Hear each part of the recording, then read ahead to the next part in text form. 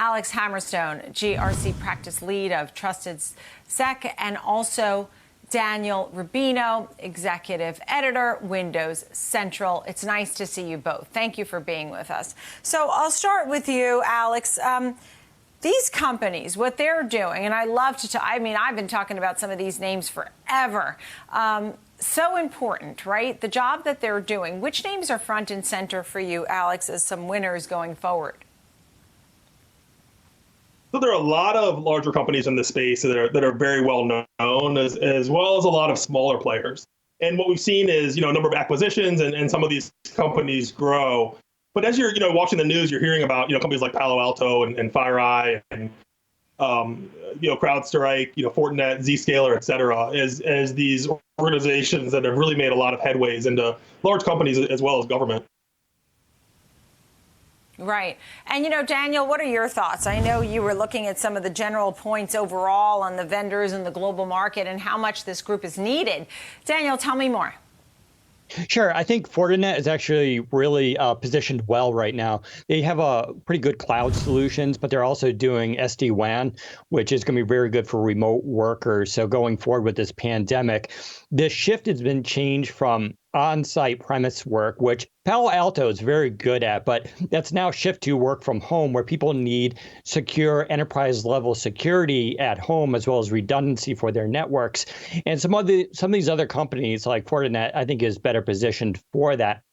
CrowdStrike is also very good, been around forever, well known in this field. It trades pretty high. I do believe, though, it still has room to go up. This is just, it's a very exciting category, but you want to look at companies that are positioned well for AI, machine learning, as well as being able to handle remote work and cloud access. Daniel, we talked about names like Palo Alto and FireEye, more back in the day, and CrowdStrike and Fortinet seem to be more current names at this time. Alex, when we look at these names, and there's so many, I saw a few others, in the group, Cyber and TMICY and Zscaler. How important is it that these exist and get funded or work together? Even today, there was some Huawei news pertaining to the UK. We have TikTok under investigation. As an American, I use my phone. Everything's on my phone. I'm a little nervous. I'm a little scared. So it's absolutely essential that we have technologies like this. If you think about it, really, everything is online now. Everything is in a database somewhere. Everything is out there. And it used to be that we were able to take an organization and look at it as a walled fortress. So we could put up walls around it, and we really knew who the bad guys were, and we could kind of keep them out. But now information is everywhere, and everybody wants their information flowing everywhere. They want to use it. They want to do things with it. So the more that we can get organizations that are able to build these technologies to protect that information, the more important it is. And it's not just about breaches or losing data. It's also, if you look at companies, they can be taken down for days or longer if they are attacked or if they have issues. So if you look at these names, if they're able to help secure that data, but also keep these companies up and running, it's going to be essential. Right. Dan, I wanted to ask you about, you said looking at these companies, AI, machine learning, being adaptive. Tell me a little more about that. Sure. So the biggest flaw right now in all of this stuff is people. Humans are, and we have a lot of good cybersecurity experts, but the job has become so complicated that having a CISO in charge and knowing everything is just becoming a real challenge, especially to hire these people and maintain it. As we get more complicated, though, AI and machine learning is going to be super important for cybersecurity for the simple reason is it removes the human. You can basically spot trends before most people will notice them. And as this technology becomes more online and more sentient, it's going to be, I think, play a bigger role in terms of preventing these attacks. That's really what it comes down to. For me, phishing and ransomware are two of the biggest threats we see right now. Phishing is just so dangerous. And again, it comes down to the human who just clicks that link and then starts entering in their information or gives up their password. And so having systems that can flag these, even through email directly, is going to be the biggest challenge, I think. Because right now, antivirus software, is pretty good. We've got that kind of figured out. But this stuff with phishing and being able to, get spoofing attacks as well as different URL attacks is going to be super key to securing data and, making sure these companies don't have exposed databases. I mean, Daniel, let me just ask you this. You have TikTok on your phone? If yes, if no, why? I do not. I think it's partly because of my age. I'm just not part of that demographic right now. I do know a lot of people, though, with TikTok.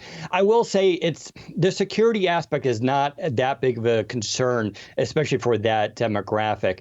But there is this bigger challenge of education and getting people aware of information that they're entering into programs and what that app has access to on their phone. I think Apple's been doing a really good job here with iOS and especially iOS 14 in terms of securing data, but there's still a lot of room there. Yeah, Alex, I'd love to hear your thoughts on TikTok and Apple. So I do not have TikTok. And again, it's a function of my age. I love a short, hilarious video as much as anybody else, but it's not really my thing. No, and I think, really what was mentioned before, it really is people. Because no matter how well you want to protect the data, you have to give people access to it in order to conduct commerce, in order to run your business. And so that's really who you want to go after. And when you start looking at these behavioral trends, the simplest way to look at it is things like if you have an employee that for the past 10 years has only logged into their account between 9 and 5 Monday through Friday, and suddenly you're seeing logons, at midnight or on the weekends, then it will flag that. So it's looking at the behaviors, it's learning the behaviors, and then reacting to when it sees a difference. So definitely something that, these as we get into the kind of next generations and they're able to adapt on their own, because there's so much data that comes in from these systems, so much monitoring and logging data that if you can't automate some of the correlation and response to it, it's really an impossible task for any humans. Yeah. Alex, give me 10 seconds on the election, what you're most concerned about. I don't want to hear your political views. I want to hear about the facts when it comes to cybersecurity. Quickly, Alex. So I'm much less concerned, I think, about an actual attack as I'm about the perception of an attack. Really all somebody that wants to cause issues has to do is create the perception that the election was unfair or incorrect or something like that. So they don't even need to change results. They just need to create the perception and cause that issue in the U.S. where people aren't believing it and really getting people riled up about it. Daniel, your expert opinion, 10 seconds, please.